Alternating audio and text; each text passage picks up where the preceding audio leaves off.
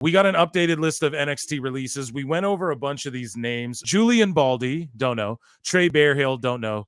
Keyshawn LaFleur, don't know. Emma Diaz, don't know. Kia Saint, don't know. Ezekiel Balogun, don't know. Vlad Pavlenko, Daryl Mason, Boa. I've seen him compete a few times in NXT. Valentina Feroz as well. I've seen her a few times. But they released Drew Gulak basically because of Ronda Rousey's temper tantrum. And right as you popped in, I was telling the good PWT listeners that Ronda in the MMA community right now is being buried and ostracized as well. Like they're hating on her big time. Why? Well, yeah, I mean, look, she has an excuse and a half in the MMA community for any time she ever lost. She always refused to put over her opponent, anytime she's asked about it. Oh, with CTE and blah, blah. Okay, so you had CTE and then you decided to go become a professional wrestler? Yeah, and she claims that before her Holly Holm fight, she fell down the stairs and was concussed. Oh, come on. And all of these things. So the MMA community's clowning her. Now it looks like she got Drew Gulak fired from his job, dude. How do you feel about that? I was just addressing it as you popped on. What are your thoughts? I mean, I have heard from somebody inside WWE that they remember this incident. So apparently it was like, it's not just something that like happened and like nobody reacted to it. Apparently it was like a deal, like a deal was made of it backstage. However, it didn't sound like the guy, what did he like booped her like drawstring, right? Yeah, he like pulled it. Yeah, that's just dumb. It's just I think it's dumb. What I said is I think it's high schoolish. My initial thought, and it remains the same, was just like it's high schoolish and weird. And like if you know she's married to Travis Brown, like who doesn't know that, right? You know she's married, like you work with this girl and you know she's a married woman more than likely. Like her husband's like a famous MMA fighter, former fighter as well. It's not behavior. It's just weird. It's like, dude, you're like, she's married, like, why are you even doing that? So, but it's not like cancelable Harvey Weinstein, as Tony Khan would say, comparable behavior in that regard. Look, I do not think it is a fireable offense. I think it's her husband comes and has a very frank conversation with you offense. Or, you're Ronda Rousey, punch him in the face. What are they going to do? Fire you? Yeah, exactly. So, but you're saying that you heard by hook or by crook or by through the grapevine, if you will, that, hey, by golly, it was a stink brought up. So maybe she's not talking out of her ass entirely, but then. But I also heard that like she was as hated as she was in the MMA world. She was just as hated in the professional wrestling world. People in WWE despised her. Like the cameramen, everyone hated. Like the crew all like hated her. They said that she had a giant entourage that would like follow her around everywhere. Like it's she is just living in her own Ronda world. Yeah, I believe that fully. And then also like Gable Steveson got released and a lot of people wanted to see him released. He had some accusations I've never really looked into, but like a college girl, some sort of college situation in college where he was accused of, I don't even know fully. But he was accused of something and then he was acquitted, but he was acquitted on like some weird law. So people, the court of public opinion. Now, if WWE literally just had nothing for him, which I mean, the guy's an Olympic gold medalist, I can't imagine that's the case. Then that's one thing. But if they let him go because of this situation, like the guy was acquitted by a court of law, I think that's at what point do we trust the legal system? It's I don't know. It's a situation. I don't know what happened. I don't know the backstage situation of it. I don't really feel comfortable talking passing judgment on that. I don't like speculating on that shit either. And I'm also not. I looked into it one time when people were freaking out about him the last time he was on TV, and I don't remember what I found. Yeah, man. Also, so if we take it over to AEW though, All Ego Ethan Page was released. He just all of a sudden wasn't on the roster page, and then people started tweeting about it. I wonder if that's how he found out. Probably, because then it was confirmed by Alvarez, who like just texted Tony Khan after the internet heard about it to say, hey, is Ethan Page released or whatever, obviously. And yes, he was, but I'm hiding under my desk and don't tell him that I'm there. You pass me a soda water. As you can imagine today, I've been getting a lot of messages. Do not cry. Messages, emails. Be a fucking man. He's all ego. I hope he just flips it and does like a promo. He's got to. Like that's the thing. Like I didn't watch be mad. before. Be angry about it. Mm-hmm. Like, but don't sit there and weep at me. Like, come on. Yeah, I didn't watch this before either, so I'm gonna give a unique reaction. It seems like everybody just wants to know about my business. Yes. So I'm here to give everyone a business update. I'm about to say a bunch of things that would probably. I'm going to be selling cryptocurrency. Offend a few of my peers in the industry. I'm starting an OnlyFans. Every girl who gets released from WWE, OnlyFans. Yeah, I have a new. I promise you will see more. You will see every page in this book for just $99 a month. To me, the most important thing is telling the truth and being honest with my fans. So I'm going to do just that. An official business. Hold on. Pause for a second. Yep. So here are the two things that I'm going to be like lose my mind about. If he cries and if he references his dream. Yeah, okay? Dude, I'm so tired of everyone. My dream, your dream, we all dreamed. Yeah, just stop it. Because just because you've wanted to do this since you were a kid doesn't mean you are entitled to do it. Yeah, okay, go ahead. It is now 2 weeks in a row that I have been a top seller on Ringside Collectibles. Okay. Bravo. Meaning that in the first week of releases, I outsold Chris Jericho, MJF, and Samoa Joe. And the second week, I outsold everybody in my wave, meaning Daniel Garcia. Seems like a lot of justification. I'm the number one seller. So is he? Well, we'll find. There's a minute left. Let's give him a chance here. This is more than halfway over, and he hasn't. Yeah, I'm like, so wait, like, yeah, okay, you're a toy seller. That's great. That's a good selling point backstage. Well, I mean, Walmart didn't Walmart just have like the Matt Jackson action figures on sale for like $2.50? Yeah, man, I don't collect the dolls, but I'll peek sometimes if I'm in a Walmart just to see what's cooking, like merch wise and stuff. And they're always on clearance. Yeah, I don't collect dolls. I did when I was a kid, but I don't do that. But like, dude, I go and peek, and because I liked it when I was young, real young. But I was never a collector. I don't collect anything. So like, I'm not a big collector either. You know, I haven't had an action figure since the Power Rangers and Ninja Turtles. Yeah. So, but I was and like, yeah, I know a dude who owns like a crazy collection. Like he collects, and it's like the craziest collection ever. Yeah. So like I'll ask him too. But yeah, you go to Walmart and it's just overloaded with AEW dolls, and then you can't find any no, not shots at anybody, but like you find like Xia Li dolls and shit at Walmart. There's no you won't find a Cody. That shit's sold out immediately.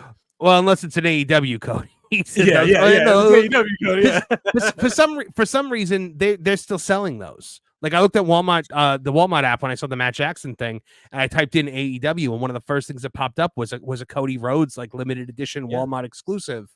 And I was like, they're still selling Cody toys. It's been like it's been 2 years. Gross, man. It's really, people don't think about that when it comes to AEW. It's like there's the AEW action figure, the AEW action figures. The way they get purchased is your grandparents know that you like wrestling, and they go to the store and they're like, "That's wrestling." And look, it's this one over here is $20, and this one over here is $5. Great, we'll get him two. And you get you get Matt Jackson and what's his name? Eddie Kingston, and the kid has the worst Christmas of all time. That's the greatest analogy of all time, dude. That's what it is, dude. Man, that's funny. He better turn this around though. Motherfucker got us talking about toys. What are you doing? But it's pretty damn good for a guy who hasn't been on television since December or featured at all. And it's really bugging me. Like, why does everyone need to know all these details? Oh my God, he's crying. He's full on crying. My peers that I'm more popular than them, or remind my peers that even though I'm not featured, I'm still beloved by the wrestling community. He's petulant. Nobody wants to do this. Why would you put me in this position? Oh my God. Anyways. Is he working? Oh, I am beyond. He better be working because I'm beyond disgusted right now. I think the last thing that I want to say is pre-order still available. Go to ringsidecollectibles.com and make sure Ethan Page. So he doesn't. Next week. So he just buried everyone in AEW and then doesn't care that he's fired and is laughing because he sells lots of toys and now he's. So wait, was he working? Is that like a thing, or is he just like trying to smile through his tears here? I really don't know. Yeah, I think he was working. Look at this, because now he's doing his new doll. So he just basically buried AEW. He's like, yeah, it's not my fault. I'm more popular than all my peers, even though I'm not on TV. He just like cut a promo, basically buried everyone in AEW. And then you know what? He got me. He got me. Okay, but like but then think about like bro. So like I'm just trying to digest it as we go because that's my first time seeing this. Okay, so this had to be a troll. Look, dude, there's 30 seconds left of this video. He puts up his ringside collectibles thing. He's just like, buy my doll. So did he just infer? You know what? Him selling toys was better business for himself than working for AEW? Like what the fuck? It very well might be. It probably gets more money. What I mean. This is another indictment of AEW. Tony pays a lot of people through what do you call it? Per appearance. Like they don't have a downside guarantee. It's like, you'll make this much per appearance, and then he doesn't use them.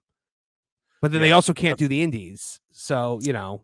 Yeah, that's he does that with a lot of guys like the lower. Well, I don't know. Maybe they could still do I think maybe they could still do indies if he's not using them. I don't know. I don't know what that is, but I know he pays a lot of guys per appearance. But yeah I got worked there. That was If that was him working, then that was a good work. And now it was a good work. But here's the thing, though. He just buried like the whole company. No, like he was just like, dude, it's not my fault. I'm more popular than everyone else who's on TV. Hey, how's my business doing? My business is essentially what the promo was my business is selling toys, not the shit I was doing in AEW. Right. Basically, that's what I took from it. I don't know. That's fucked. That's fucked, Tony Khan. That is fucked. John JID says that Triple H is doing the press conference right now, where is he? Welcome to the main event. Yeah, to me, I'm like, dude, you just buried fucking AEW there, in my opinion. Or is he probably mad? Yeah, because I'd be pissed too, and like especially because he started taking his body more seriously. Like he's one of those guys who was like, yeah, even though I'm not being used, he'd be on social media like I'm in the best shape of my life and all that shit. Even Matt Hardy was doing that. He just had a match in TNA where he went hard as fuck. I won't even lie. I'm in the best shape of my life. I'm an obtuse triangle. That's what I see when I look in the mirror. I think on the headlines this week, my quote was Triple H goes, his brain is 83% concussion. Yeah, Trent Seven and Mike Bailey dressed like him and did like the delete thing in TNA. It was kind of cute. People resigned. People weren't just released from both companies, but Seth Rollins re-signed with WWE. Not resigned. He re-signed. Yeah, not resigned. Re-signed with WWE per Fightful Select. Shout out Fightful. Oh, I thought Tyler Black was all elite. I thought Drew Galloway was all elite. I thought Prince Devitt was all elite.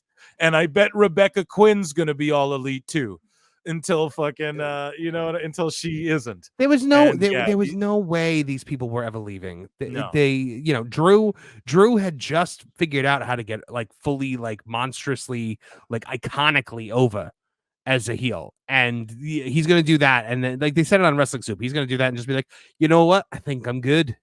I'll take my business elsewhere now. Like, no, he's not going to put in all that work, and no, he's not doing that. Yeah, dude. And Seth is the biggest WWE cheerleader there is.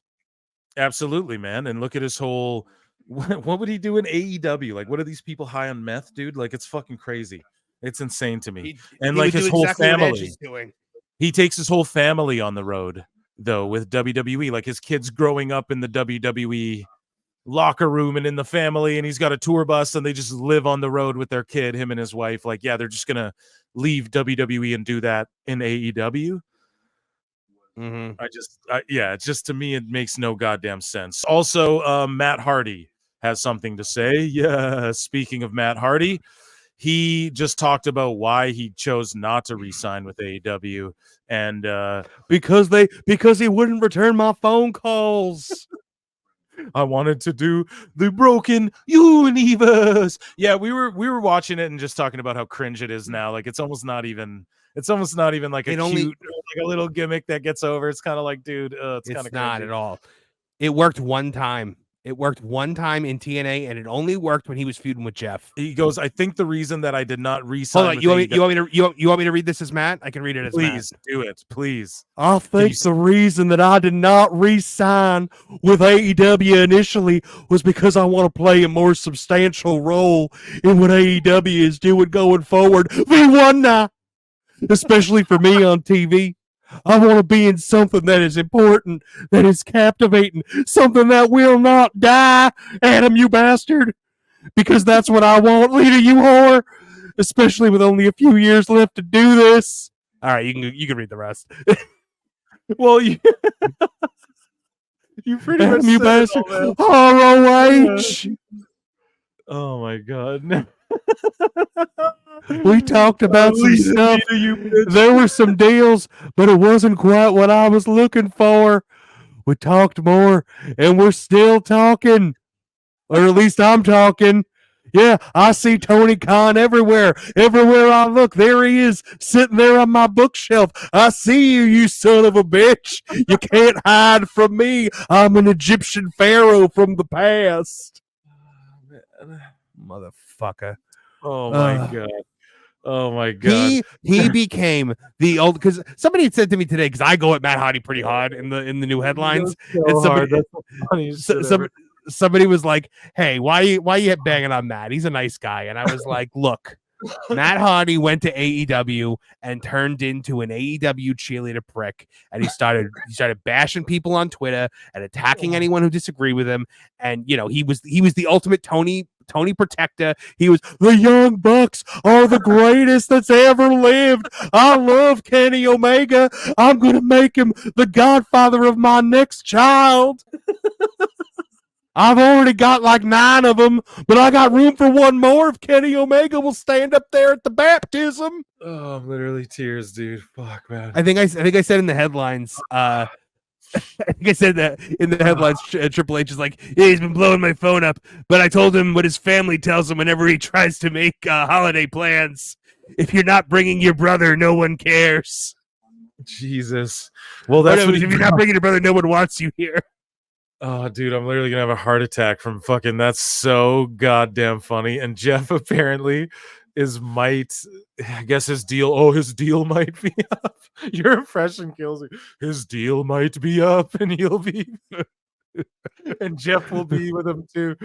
I'm fucking dying over here. Oh, I love my brother, but I hate my brother, but I love him because he makes me money. He can't even talk anymore. I just prop him up and I move his mouth and I say things like imagination. I'm on the road with him, but I'm not really on the road with him. Yeah. I'll let him drive himself. I'll let him drive himself even though he doesn't have a driver's license anymore. I helped procure him a fake license.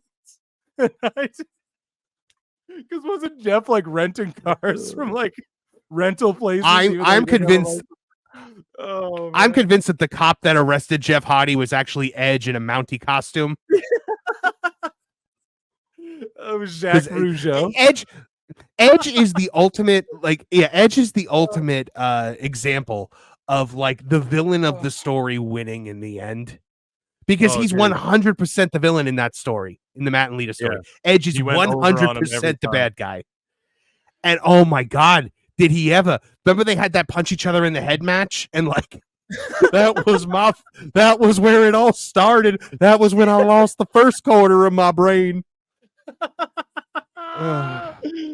Oh my God! Before I went out to fight Sammy Guevara, he handed me a piece of paper from the Bible that had a black spot on it. He said it's a pirate's death sentence. Oh, punch each other. A punch drunk match. First person to go. That's what they did. They just punched each other in the head for 3 minutes, and then Matt got knocked unconscious. That shit's crazy, man. Oh my God, this is legendary.